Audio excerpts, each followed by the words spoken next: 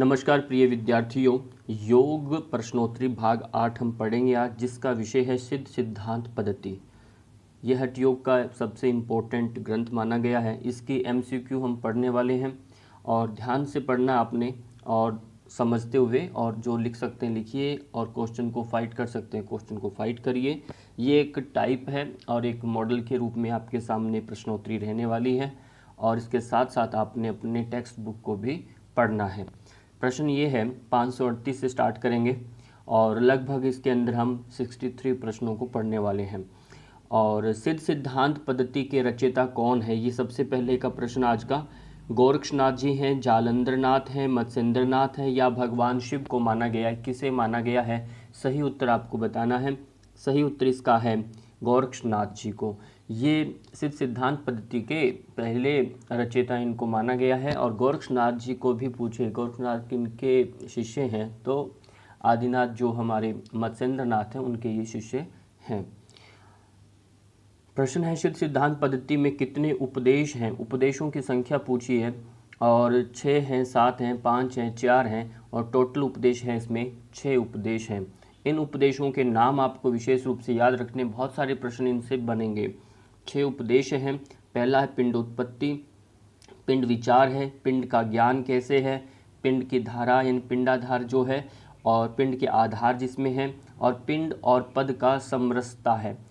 समरसता की बात भी आती है सीधा। अवधूत योगी के लक्षण क्या है? इस तरह से 6 उपदेशों के नाम हैं, और इनमें ही इन विषयों से जुड़े हुए प्रश्न रहते हैं। तो आपको ये अध्यायों के नाम याद रहेंगे तो जुड़ा हुआ प्रश्न आप समझ पाएंगे कि ये इससे सब प्रश्न है। प्रश्न है, सिद्ध सिद्धांत पद्धति के द्वितीय उपदेश में क्या नाम है? देखिए, सेम वही प्रश्न अभी जो आपने पढ़ा। यदि प्रश्न ऊपर पिछले वाला याद हो गया तो पिंड विचार, पिंड उत्पत्ति, पिंड धारा, पिंड ज्ञान, इसमें दूसरा अध्याय का नाम क्या है उपदेश का? पिंड विचार। ये सही प्रश्न ऐसे बनता है। ऐसे प्रश्न पूछे जाएंगे आपसे, और इसलिए सबसे पहले उनको याद करना है। पर ब्रह्म की आदिम शक्तियाँ कितनी हैं? पर ब्रह्म है, उसकी आदिम शक्तियाँ पूछी गई है तो कितनी है? तो संख्या इसमें बताई गई है 5। अब आप जानना चाहेंगे ये कौन सी आदिम शक्तियाँ हैं, तो इनको ध्यान दीजिए। इस पर पूरा खेल चल रहा है, पूरा खेल इन्हीं के ऊपर आगे फैलाव है का। निजा शक्ति, पराशक्ति, अपराशक्ति, सूक्ष्मा शक्ति, कुंडलिनी शक्ति, इन पांचों को क्रमशः आप याद रखिए। और इनके भी 5-5 भेद होते हैं, फिर उनके अपने अपने गुण धर्म सबके होते हैं, तो पूरा क्रम इन्हीं पर टिका रहता है। तो ये आदिम शक्तियाँ हैं प्रारंभिक, इन शक्तियों से ही पिंड का निर्माण होता है। परब्रह्म की 5वीं आदिम शक्ति कौन सी? जैसे अभी 5 आपसे मैंने नाम बताया, इस तरह से 5वीं, तीसरी, दूसरी शक्ति का नाम पूछा जा सकता है, अनामा। अब आदिम शक्ति की कौन सी है? अब यहाँ परब्रह्म की पूछी है, परब्रह्म भाग है, अनामा, अपरा, सूक्ष्मा और कुंडलिनी। अब इनमें से बताइए, कुंडलिनी 5वीं आदिम शक्ति है। सही उत्तर इसका यही है। शक्ति तत्व में पांचों शक्तियों के 5 गुण और धर्म से किसकी उत्पत्ति हुई है? हर 5 शक्तियाँ, उनके 5-5 गुण होते हैं, उनके अपने अपने धर्म हैं। पर पिंड, प्रोचलता, पिंड और प्रबलता, इनमें से सही उत्तर है पिंड। पिंड इसका सही उत्तर है। 544, परमानंद का तीसरा गुण कौन सा है? स्पंदन, ये स्पंद है, उत्साह है, हर्ष है, या फिर आनंद है। इनमें से तीसरा गुण पूछा है, इसका मतलब यानी 5 गुण है इसके परमानंद का, और इसका सही उत्तर है उत्साह। इन पांचों को क्रम याद रखिए। परमानंद के जो गुण 5 है उसमें स्पंद भी है, इसमें देखिए हर्ष भी है, उत्साह भी है, निस्पंद है, नित्य है। अब ध्यान दीजिए, उत्साह जो तीसरा नंबर का पूछा है, उत्साह यहाँ आप देखिए। इस तरह से इनके और बहुत सारे प्रश्न हैं, सबको इसमें पढ़ाएंगे एमसीक्यू में, तो बहुत लंबा डिटेल हो जाता है। तो आपको एक सैंपल के रूप में है, आपको स्वयं एक बार देखना है, उनको क्रमशः याद करना है। प्रश्नोत्तरी का प्रारूप आपके सामने है। इनमें से महावायु का गुण नहीं है, महावायु का गुण नहीं है उष्णता, शोषण, स्पर्श या फिर संचालन। महावायु का गुण क्या नहीं है इसमें? उष्णता। उष्णता महावायु का गुण नहीं है। ध्यान दीजिए, महावायु के गुण 5 होते हैं: संचार, संचालन, स्पर्श, शोषण, धूम्रवर्ण। इसमें उष्णता नहीं है, तो ये भी आप ध्यान दीजिए। पृथ्वी महाभूत के कितने गुण है, ये प्रश्न कई बार आपके सामने आ चुका है पीछे भी। 6, 5, 4 या फिर 7। पृथ्वी के गुण कितने होते हैं? 5 होते हैं, क्योंकि इनमें रूप, रस, स्पर्श, गंध और शब्द, इन पांचों का समावेश इसमें रहता है।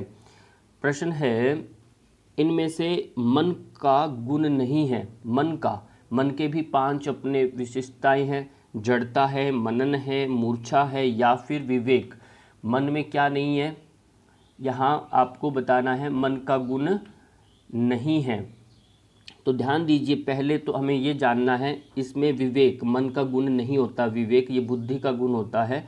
और पहले ये मन जो है, ये अंतःकरण पंचक में, अंतःकरण को पूछे, अंतःकरण के अंदर एक पार्ट है मन, बुद्धि, अहंकार, चित्त, चैतन्य, यानी ये इसका हिस्सा है। मन किसका हिस्सा है?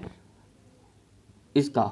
अंतःकरण पंचक पूछा जाए तो ये 5 आते हैं। और जब आते हैं मन के गुणों की बात, तो उसमें 5 गुण होते हैं मन के: संकल्प, विकल्प, मूर्छा, जड़ता, मनन। तो ये सब मन से संबंधित है, पर विवेक इसका नहीं हिस्सा होता, ये बुद्धि का हिस्सा होता है। तो ये आपको ध्यान रखना है। सिद्ध सिद्धांत पद्धति के अनुसार शरीर रूपी पिंड में कितने चक्र माने जाते हैं? हमारे शरीर में चक्र की संख्या, जैसे हमने पहले देखा 6 पढ़े, फिर हमने 7 भी पढ़े पीछे अभी शिव संहिता के अनुसार। पर इसमें कितने चक्र की माना गया है? 9 चक्रों माने गए हैं, 9 चक्र। अब 9 चक्र, इसमें विशिष्ट 2 चक्र और भी है। ध्यान दीजिए, ब्रह्म चक्र को ही मूलाधार चक्र कहते हैं, पर ध्यान देना, बोलना ब्रह्म चक्र ही है। स्वादिष्ठान चक्र, नाभि चक्र, अनाहत चक्र, कंठ चक्र यानी विशुद्धि चक्र। ये तालु चक्र डिफरेंट हो गया, इसमें भ्रू चक्र यानी आज्ञा चक्र आपका, निर्वाण चक्र ये आपको देखना है, आकाश चक्र आपका अंतिम। तो ये 9 चक्रों के क्रमशः आपको रखना है। इसी तरह संख्या 9 मानी गई है इसमें। सिद्ध सिद्धांत पद्धति के अनुसार किसका ध्यान करने से समस्त कामनाओं की पूर्ति हो जाती है? देवताओं का ध्यान करना है, गंधर्वों का ध्यान करना है, यक्षों का, काम रूप पीठ का। ये ध्यान देना है, काम रूप जो पीठ है इसी का ही ध्यान करना है। और काम रूप पीठ जो किसको कहते हैं? ये कहते हैं मूलाधार चक्र। इसी स्थान को काम रूप पीठ के नाम से जाना जाता है। इसी पर ध्यान करना होता है, तब जाकर के सारी समस्त कामनाओं से व्यक्ति को मुक्ति मिलती है, उनकी पूर्ति हो जाती है, जो भी वो इच्छा करता है। सिद्ध सिद्धांत पद्धति के अनुसार किसकी उपासना से योगी की सभी इंद्रियों उसके वश में हो जाती है? ऐसा क्या है, किसकी उपासना करे? वह ब्रह्मा की करे, या हंस कला श्री शक्ति की करे, वरुण की करे, या फिर अग्नि की करे? किसकी करे, यह आपको बताना है। हंस कला श्री शक्ति की उपासना करनी है। हंस कला श्री शक्ति की उपासना करनी है। और प्रश्न है 551 नंबर पर, सिद्ध सिद्धांत पद्धति के अनुसार अंगूठे के अग्रभाग में किसका ध्यान करना चाहिए? अंगूठे के अग्रभाग में किसका ध्यान करना चाहिए? शिव का, कुंडलिनी का, पृथ्वी का, या फिर तेजोमय स्वरूप का? किसका ध्यान करना है? तेजोमय स्वरूप का ध्यान करना है। सिद्ध सिद्धांत पद्धति के अनुसार सप्तम आधार कौन सा है? देखिए, इसमें 16 प्रकार के आधार माने गए हैं। उनमें से पहला आधार, ये आगे पीछे यहाँ पूछा गया, 7वां आधार हृदय आधार, कंठ है, तालु है, या फिर नाभि है? इनमें से कौन सा आधार है? वह है हृदय आधार। आपको इन 16 के क्रमशः नाम याद रखना है। और इसी तरह से बहुत तरह से प्रश्न पूछे जाएंगे, कभी तीसरा, 5वां, कभी उनमें से है कि नहीं, ऐसे कई बार प्रश्न आते हैं। तो आपके सामने 16 आधारों के नाम इस तरह से देखिए। पहले पैर का अंगूठा आता है, मूलाधार है, गुदा है, लिंग है, उद्यान। उद्यान यानी आपका बोला जाता है जो नाभि से आपके मूत्र इंद्रिय के बीच का, जिसे हम बस्ती कहते हैं, वो उद्यान, नाभि, हृदय और कंठ। अब यहाँ पर हृदय जो आया 7 नंबर का, जिसे हम हृदयाधार बोला है, सबके आगे आधार लगाना है। ये सब आधार हैं। और अगले क्रमशः इसी में है, इनको 8 संख्या में लिखा गया, पर ये आगे कंटिन्यू समझिए। 9, 10, 11 घंटी का, जो तालु में, जो आपके जिह्वा के बिल्कुल ऊपर लास्ट में एक छोटा सा एक मांस का टुकड़ा लटका रहता है, वह घंटी का। तालु, जिह्वा, भ्रू मध्य, नासिका, नासामूल यानी नाक की दोनों अग्रभाग के जो नासा कपाट के छिद्र के बॉर्डर जो वो ललाट और ब्रह्मरंध्र। इस तरह से इन 16 के क्रमशः नाम भी याद रखिए और बहुत प्रश्न इनमें से आएंगे। सिद्ध सिद्धांत पद्धति के अनुसार इनमें से प्रथम लक्ष्य कौन सा होता है व्यक्ति का? अंतर लक्ष्य है, उच्च लक्ष्य है, बहिर्लक्ष्य है या फिर मध्यम लक्ष्य है? ध्यान देना है, अंतर लक्ष्य।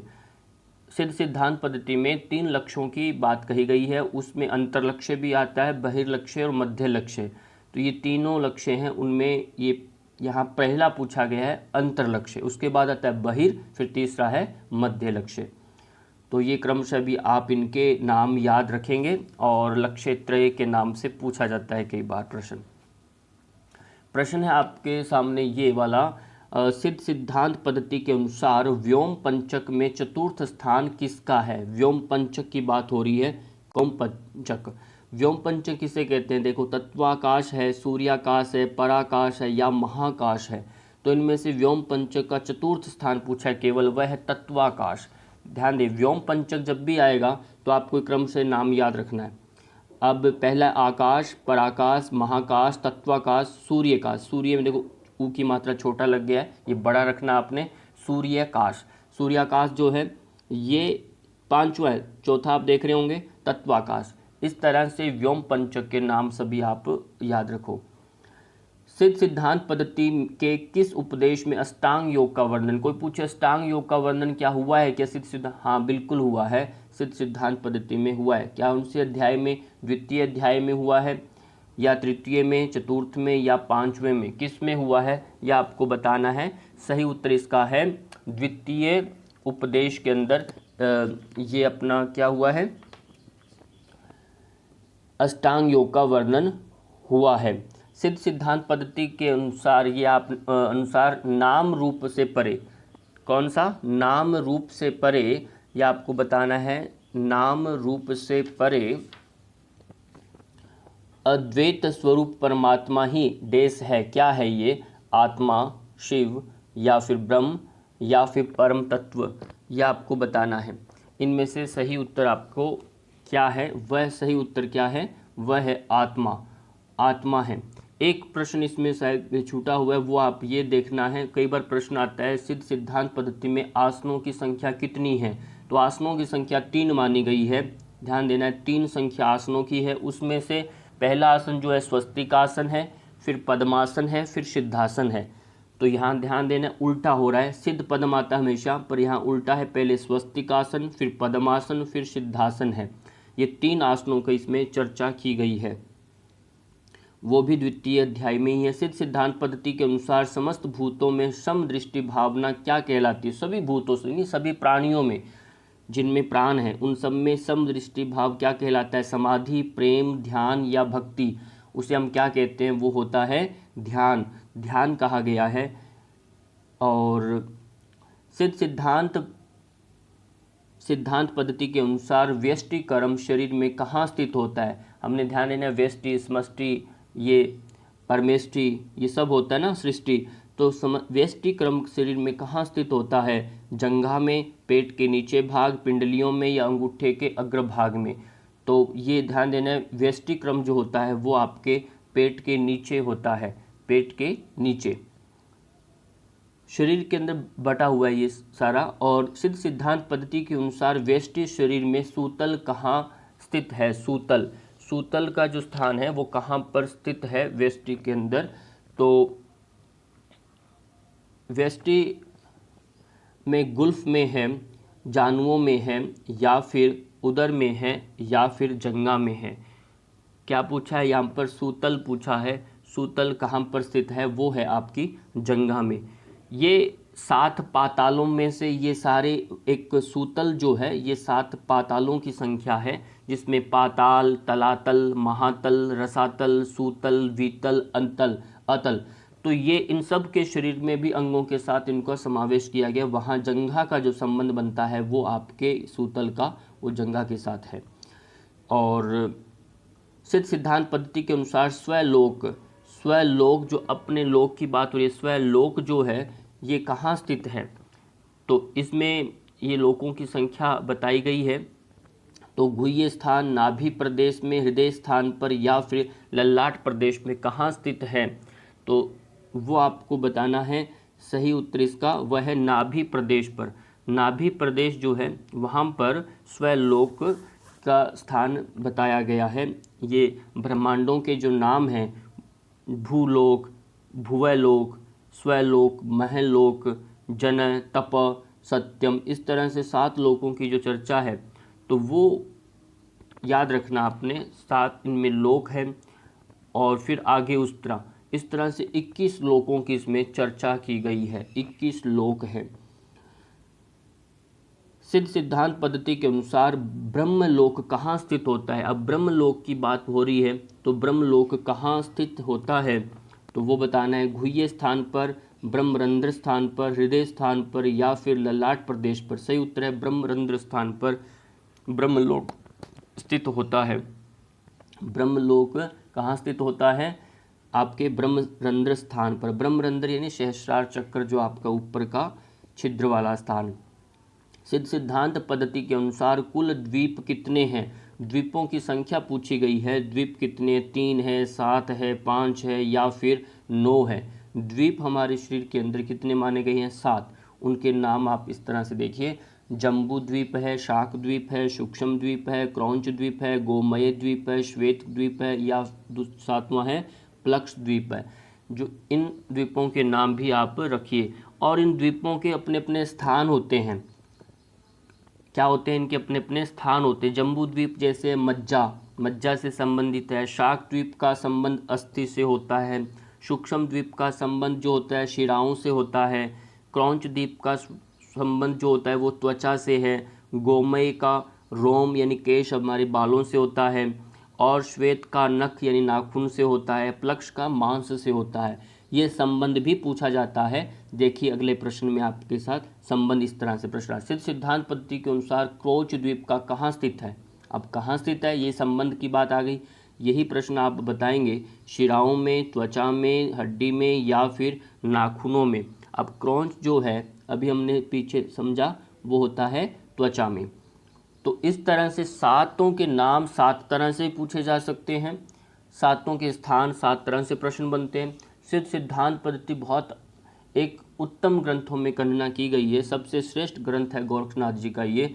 और ये प्रश्नोत्तरी दृष्टि, इसमें दर्शन भी है, सब कुछ है इसमें। और इसका ज्ञान आपको कर लेना है, अपना पुस्तक खरीद करके पढ़ लेना है। सिद्ध सिद्धांत पद्धति के अनुसार मुख में कौन सा खंड है।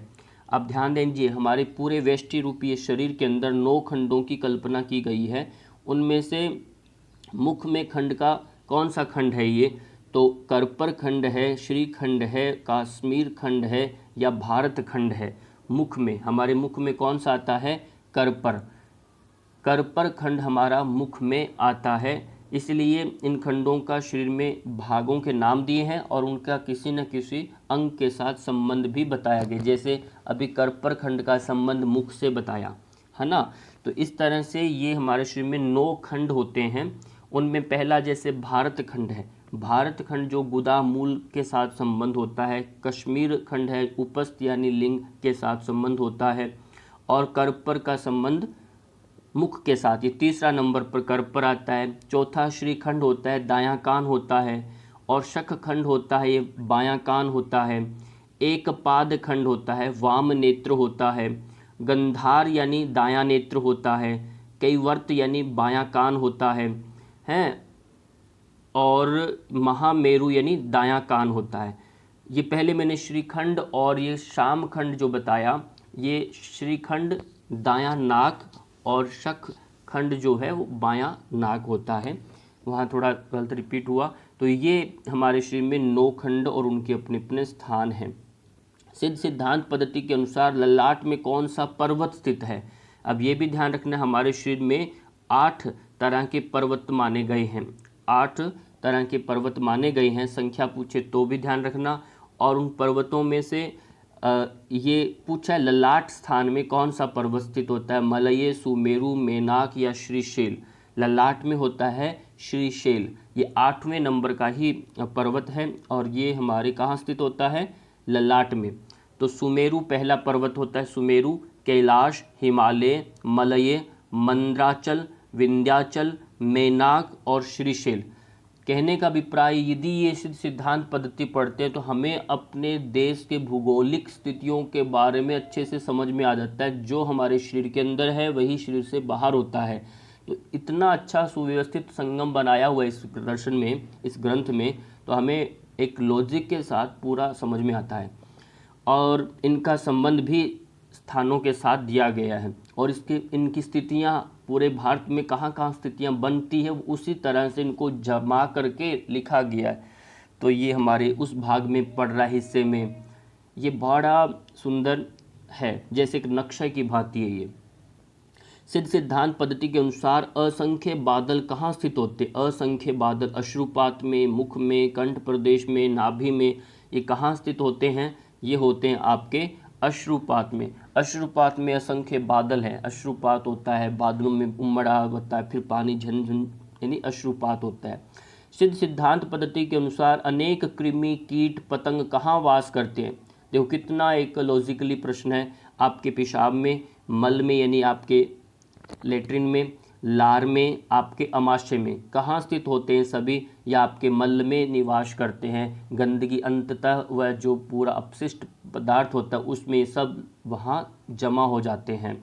तो वो यदि हमारे शरीर से निष्कासित न हो, अपान वायु सक्रिय न हो, तो शरीर के अंदर वह सारा गंदगी के माध्यम से यानी इन पूरा फैलाव करता है। सिद्ध सिद्धांत पद्धति में शक्ति, बुद्धि आदि के प्रकाश से भिन्न नित्य स्वरूप है। क्या है आपको बताना है? प्रबुद्ध है, अज्ञान है, बंधन है या विनाश है? प्रबुद्ध है, प्रबुद्ध ये है। अगला प्रश्न आपके सामने है, कुल शक्ति कौन सा रूप चेतन से प्रकाश स्वरूप है? कुल शक्ति, कुल अकुल दो शक्तियां हैं, तो उनमें से कुल शक्ति की बात हो रही है। उसका चेतन प्रकाश पूछ रहा है, कला रूप है, परारूप है, सत्ता रूप है या फिर अहंता रूप है? कौन सा रूप है? वह है परारूप। परारूप ये कुल शक्ति का चेतन से प्रकाश स्वरूप के रूप में जाना जाता है। हो सकता है ये आपको सबसे कठिन भी लग रहा होगा, क्योंकि इसमें प्रश्नों के कुछ नए शब्दावली मिल रही है। मानता हूँ जितना पहले हम पढ़े उनके अपेक्षा ये थोड़ा सा कठिन होता है, इसमें समझना पड़ेगा, समय लगता है थोड़ा इसमें। सिद्ध सिद्धांत पद्धति के अनुसार अकुल शिव, कुल अकुल जो बात हो रही है, अकुल शिव में कौन सी शक्ति ही शेष रह जाती है? परा, सत्ता, अहंता या फिर कला? कौन सी शक्ति शेष रहती है? वह है कला, सॉरी परा, पराशक्ति इसमें शेष रहती है। सिद्ध सिद्धांत पद्धति के अनुसार किस भाव से रहित एकाकार की अवस्था ही समरसता कहलाती है? एकाकार की अवस्था ही समरसता कहलाती है। द्वैत भाव से रहित होना, अद्वैत भाव से रहित होना या फिर द्वैत अद्वैत भाव से रहित या फिर कोई नहीं इनमें से? सही उत्तर है द्वैत और अद्वैत भाव से जब आप व्यक्ति पूर्णतः मुक्त हो जाता है तभी समरसता का संगम बनता है, क्योंकि नहीं तो किधर किधर आपका खिंचाव बना ही रहेगा। तो जब इनमें समरसता आने को कहा कि सम आएगा तभी बात बनेगी। प्रश्न है, अपनी निज शक्ति से युक्त होने के कारण ही कौन जगत के साक्षी हैं? कौन है? यानी अपनी शक्ति से ही वह प्रकाशित भी हो रहे हैं, कारण भी है और उसी से वो साक्षी हैं, देखने वाले भी हैं। शिव है, जीव है, ब्रह्मा है या फिर विष्णु है? तो यहाँ माना गया है शिव को। शिव ही जगत के साक्षी हैं और शक्ति के सब निज शक्ति के कारण भी हैं। इनके द्वारा उस निज शक्ति का उद्गम हुआ और वो जगत के साक्षी भी हैं, क्योंकि ये देवता हैं। अपनी जो आदिम शक्तियाँ पढ़ी थी हमने, उन आदिम के 5 देवता भी होते हैं। सिद्ध सिद्धांत पद्धति के अनुसार कुंडलिनी के कितने रूप माने गए हैं? 4 माने गए हैं, 3 माने गए हैं, 2 हैं या फिर 1 रूप है? तो आपको संख्या बतानी है। 2 रूप माने गए हैं। ध्यान दें, कुंडलिनी भेद 2 हैं, उसमें प्रबुद्ध और अप्रबुद्ध। प्रबुद्ध बोलते हैं जागृत अवस्था को, अप्रबुद्ध बोलते हैं सुप्त अवस्था में जो जागृत नहीं है। तो ये भी आपको याद रखना है। और सिद्ध सिद्धांत पद्धति के अनुसार नाभि प्रदेश में, नाभि प्रदेश जो है अपना, उसके मणिपुर चक्कर में स्थित कुंडलिनी शक्ति क्या कहलाती है? क्या कहलाती है? मध्य शक्ति, ऊर्ध्व शक्ति और कुंडलिनी शक्ति। क्योंकि कुंडलिनी की भी 3 स्थितियां हैं, मध्य, ऊर्ध्व और कुंडलिनी। चौथा क्या है? अध। अध अधः ऊर्ध्व मध्य 3 अवस्थाएं हैं। तो इनमें से कौन सी स्थिति नाभि यानी मणिपुर चक्र के पास होती है? वह होती है मध्य। मूलाधार में अधः है, मध्य, ऊर्ध्व ऊपर आपके कंठ में है।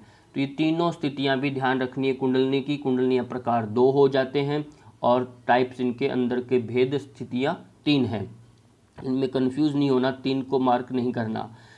सिद्ध सिद्धांत पद्धति के अनुसार विषय भोगों में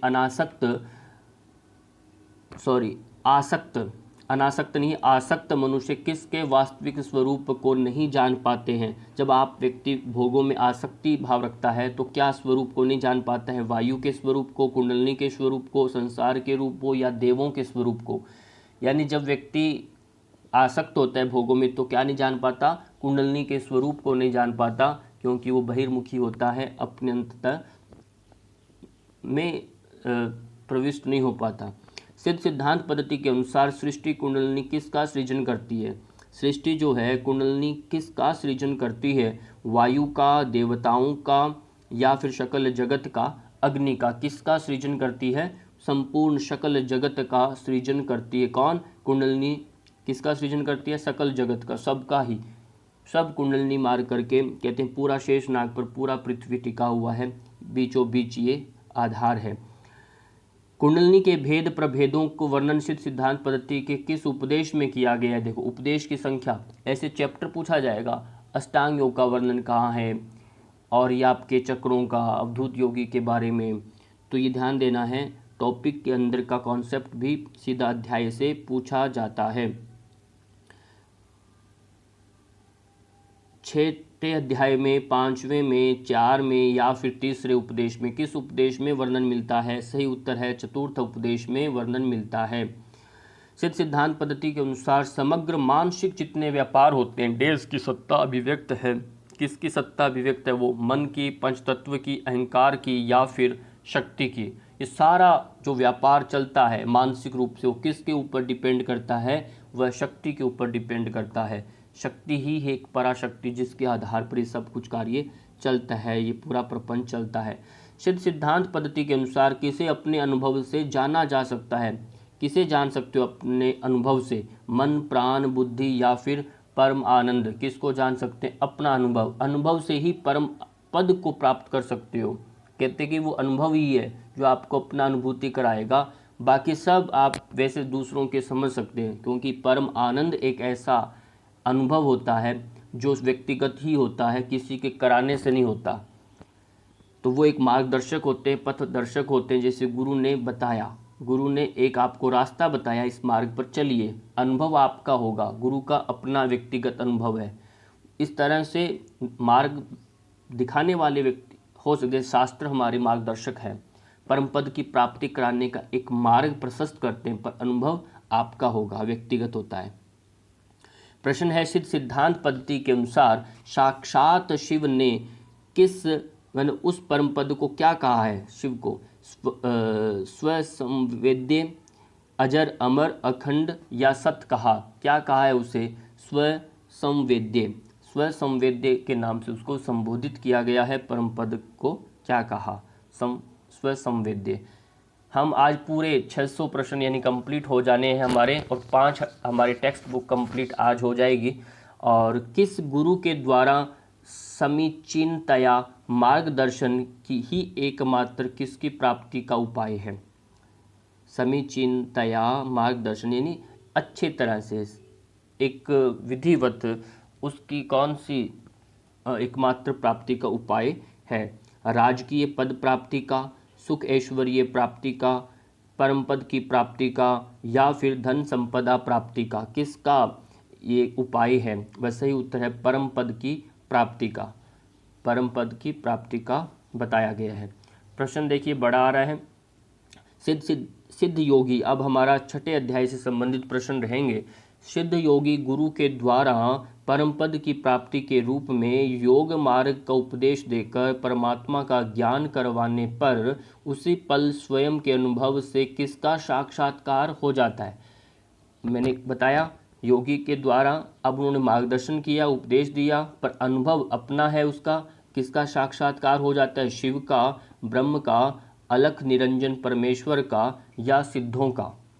किसका होता है? यहाँ बताया गया सिद्ध सिद्धांत पद्धति में गोरक्ष में क्या है? अलख निरंजन कहते हैं। अलख निरंजन ये एक उनका एक संबोधन, एक वाक्य है। जैसे भी वो अलख निरंजन परमेश्वर जो निरंजन है, कभी रंजन यानी निर्लिप्त है ऐसा, और ऐसा परमेश्वर का उनको अनुभव होता है, यानी कुल मिलाकर के उस परम सत्यता का अनुभव वह होता है। निरुत्थान का क्या अर्थ है? निरुत्थान का क्या अर्थ लिया गया यहाँ पर? समष्टि पिंड में अभिन्नत्व, या पिंड से पिंड का अभिन्नत्व, या फिर समष्टि पिंड से भिन्नत्व, या कोई नहीं, इनमें से आपको बताना। समष्टि पिंड से अभिन्नत्व, समष्टि जो समूह का जो पिंड है उससे भिन्न नहीं है। अभिन्नत्व यानी एक ही भाव, एक रूपता, समरसता का बात हो रही है यहाँ पर, भिन्न नहीं है, अलग नहीं है।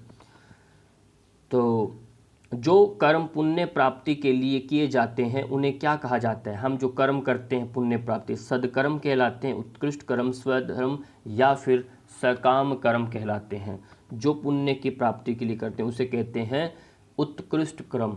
वह उत्कृष्ट कर्म है, श्रेष्ठ कर्म कहलाते हैं जिनसे हम पुण्य की प्राप्ति करते हैं। मनुष्यों की अनुकूल एवं प्रतिकूल प्रवृत्ति किसके वश में होती है? अनुकूल और प्रतिकूल दोनों प्रवृत्ति जो है किसके वश में होती है? वातावरण के वश में, वंश परंपरा के वश में, या पूर्व जन्मों के संस्कार एवं उनसे उत्पन्न वासना के वश में, या फिर समाज के वश में होती है? किसके वश में होती है? वो हमारे पूर्व जन्म के संस्कार एवं उनसे उत्पन्न वासना के वश में होती है।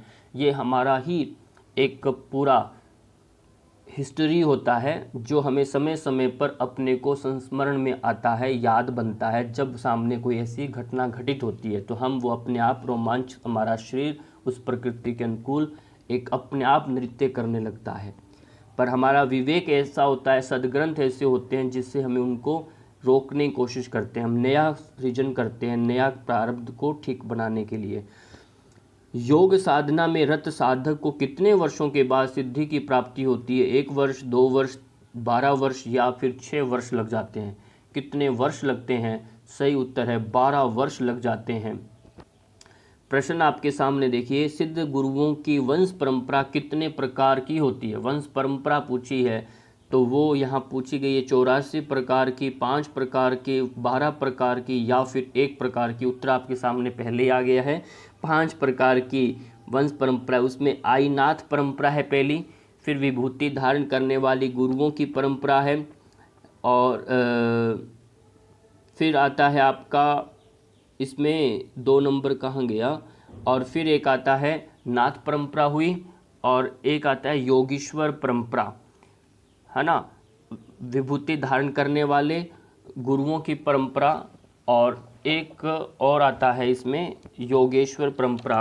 1 मिनट आप रुकिए, मैं आपको ये परंपरा आपको देख के बताता हूँ।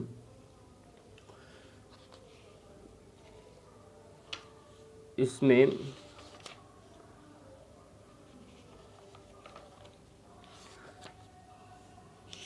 इसको हम आपको देख के भेजूँगा, मैं इसको, समय ज़्यादा लगेगा नहीं तो भी यहाँ पर, और परंपरा हमारी इनमें रही है।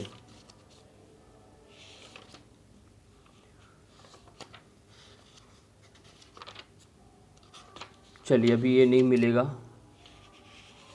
पर इतना ध्यान रखिए 5 प्रकार की ये परंपरा हमारी होती है। ओहो, अब आया विलेश्वर की परंपरा। अभी आपके सामने स्पष्ट हुआ है। पहला आईनाथ परंपरा, विलेश्वर की परंपरा, विभूति धारण करने वाले गुरुओं की परंपरा, नाथ परंपरा, और योगेश्वर परंपरा। चलिए अभी ऐसे सिद्धांत पद्धति के अनुसार योग की कितनी अवस्थाएं बताई गई हैं? 3, 4, 5 या फिर 6? कितनी अवस्थाएं बताइए? सही उत्तर है 5। योग की 5 अवस्थाएं होती हैं, ध्यान दीजिए। स्थूल अवस्था, सूक्ष्म अवस्था, कारण अवस्था, तूर्य अवस्था, तूर्यातीत अवस्था। ये 5 अवस्थाएं क्रमशः याद रखिए। कई बार डायरेक्ट पूछा जाए तूर्यातीत अवस्था कौन सी अवस्था कहलाती है, आपका उत्तर आएगा 5वीं। क्या उत्तर आएगा? 5वीं अवस्था। कारण अवस्था कौन सी है? तीसरी। तो ये इनके अंदर क्या घटित होता है वो आपको पढ़ना पड़ेगा एक बार। सबका अपना अपने एक अवस्थाओं का एक अपना एक इनके सिम्टम्स यानी लक्षण दिखाई देते हैं, वो बताना पड़ेगा आपको। सिद्ध सिद्धांत पद्धति के अनुसार कैसे गुरु का त्याग कर देना चाहिए, कैसा व्यक्ति होता है जिसका त्याग कर देना चाहिए, उसको गुरु नहीं बनाना चाहिए, बनावटी गुरु है, मिथ्यावादी है, ज्ञानहीन है या फिर उपयुक्त सभी का। ऐसा कौन है जो इनका सभी है, ये सारे गुण जिसमें दिखाई दे वो सब उसका व्यक्ति का उस गुरु का त्याग कर देना चाहिए, वो काम का नहीं है। योग की साधना करने वाले योगी कहते हैं, योग की जो साधना करने वाले को क्या कहते हैं, योगी कहते हैं। वही क्या होता है, अवदेश बताया गया है, क्या है वह, ज्ञानी है, अवधूत योगी है, कर्म योगी है या फिर मुमुक्षु है। सिद्ध सिद्धांत पद्धति में ध्यान दीजिएगा, उसे कहते हैं अवधूत योगी। क्या कहते हैं, अवधूत योगी के नाम से वह जाना जाता है। अंतिम 10 प्रश्न आपके सामने हैं और रकार का बीज मंत्र है, रकार का बीज मंत्र क्या है, अग्नि है, जल है, वायु है या फिर आकाश है। सही उत्तर है र का, अग्नि से संबंध होता है। र मतलब अग्नि बीज का मंत्र, अग्नि का ही तत्व का ही बीज मंत्र है। और वह जब आता है वो वायु से आपका संबंध, उसका वह आपका संबंध रहता है, वह जल के साथ उसका संबंध है, ऐसा कुछ उसमें है।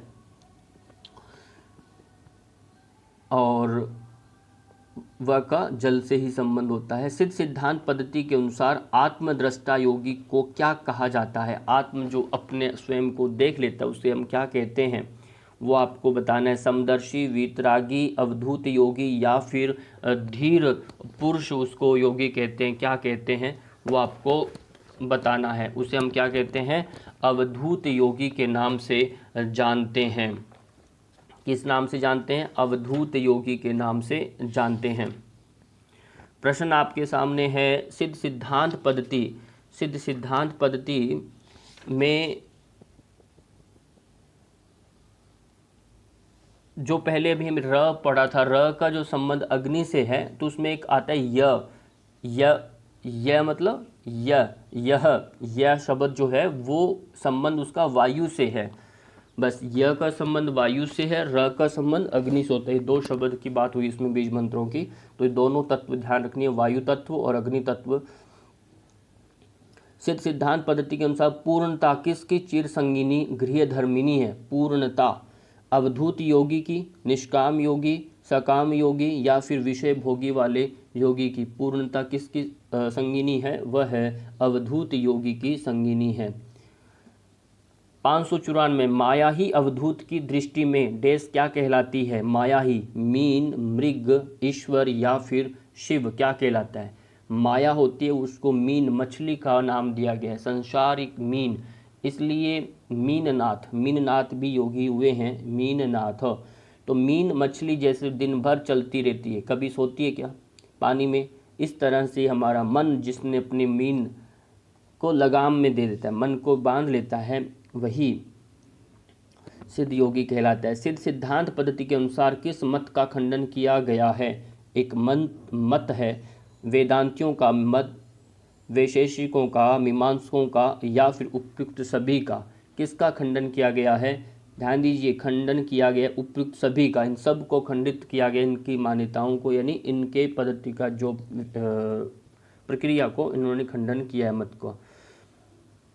परा पश्यंती मध्यमा वैखरी किसके प्रकार हैं, वाणी के, मन, अवस्था या फिर चित्त भूमि, किसके प्रकार हैं, वाणी के। नेक्स्ट प्रश्न है आपके सामने, सिद्ध सिद्धांत पद्धति के अनुसार योगी की कौपिन किसका प्रतीक मानी गई है। कौपिन होता है और दमन का, स्थिर मन का, ब्रह्मचर्य का या फिर उपयुक्त सभी का। किसका प्रतीक मानी गई है, वह है स्थिर मन का प्रतीक मानी गई है।